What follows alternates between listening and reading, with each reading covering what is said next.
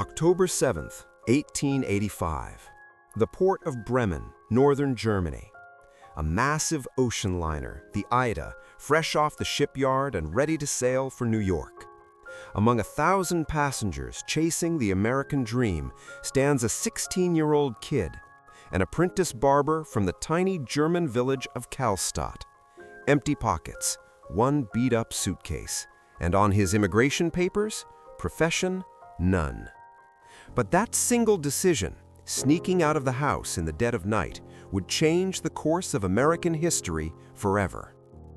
His name was Friedrich Trump, the founding patriarch of the dynasty. And the path he took from broke barber to billionaire empire builder hides secrets nobody likes to say out loud. How does one guy turn a simple haircut into the foundation for Manhattan skyscrapers?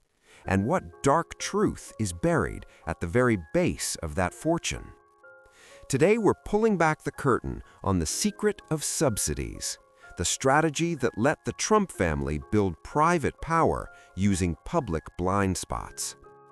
Most business channels will keep feeding you the same old line about hard work and hustle.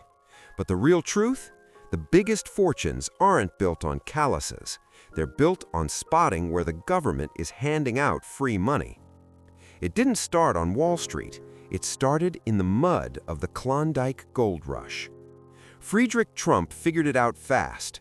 The smartest way to get rich during a gold rush isn't digging for gold. It's selling shovels, food, and female company to the guys who were digging.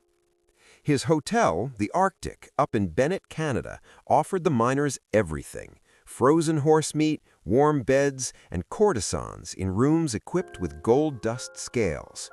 It was a gray zone of morality, and Friedrich walked away with his first fortune, $100,000, an insane amount back then. Then came the plot twist nobody saw coming.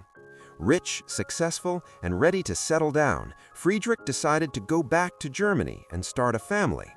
Instead, the Bavarian government stripped him of his citizenship and deported him. Why?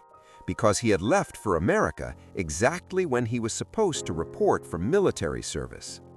The richest man in the family got kicked out of his own country and forced back to New York, where his pregnant wife soon gave birth to their son, Fred Trump. And here's the missing link almost nobody talks about. In 1918, Friedrich suddenly dies of the Spanish flu at just 49 years old. The family business should have collapsed. But onto the stage steps Elizabeth Christ Trump, the real widow CEO and secret architect of the empire. While her son, Fred, was still a minor, Elizabeth ran the company under the name Elizabeth Trump and Son. She signed the checks. She developed real estate. In the brutal man's world of the 1920s, without this woman holding the line and multiplying the capital through the worst poverty, there would be no Trump empire at all. When Fred Trump grew up, he didn't just continue his mother's work, he supercharged it. He discovered what we call the secret of subsidies. The 1930s, America is choking on the Great Depression. Construction is dead. Then President Roosevelt launches the New Deal, massive government cash injections into housing for the middle class. Fred Trump wasn't just building houses, he became a master at sucking up federal money.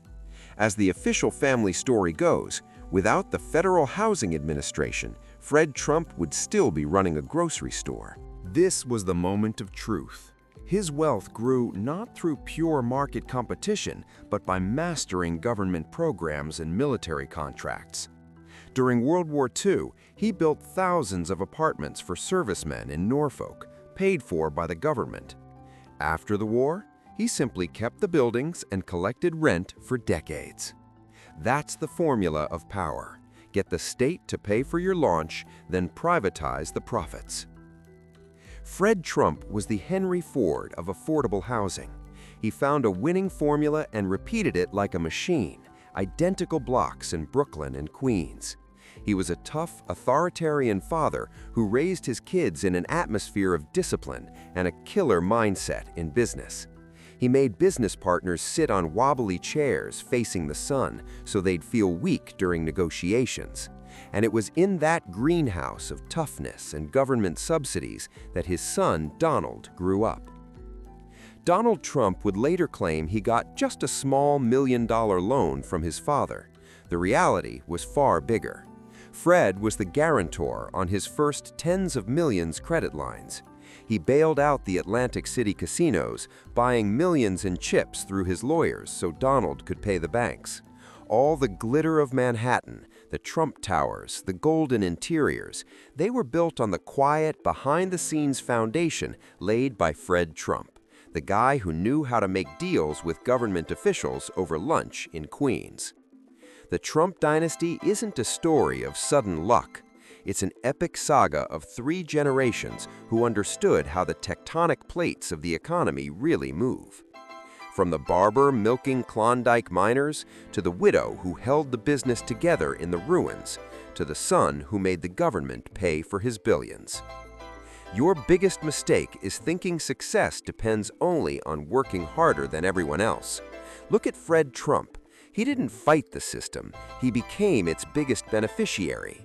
He found the loopholes in housing laws, used the country's military needs for personal enrichment, and always knew when to change his identity, like calling himself Swedish when being German became bad for business.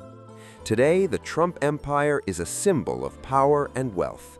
But remember, it all started with one 16-year-old kid standing on the deck of a ship with nothing but determination and the understanding that in this world there are always resources lying around unguarded. Your job isn't to work harder than everyone. Your job is to find your own subsidy, your own blind spot, and build your dynasty on it. Success is architecture, and now you have the blueprints.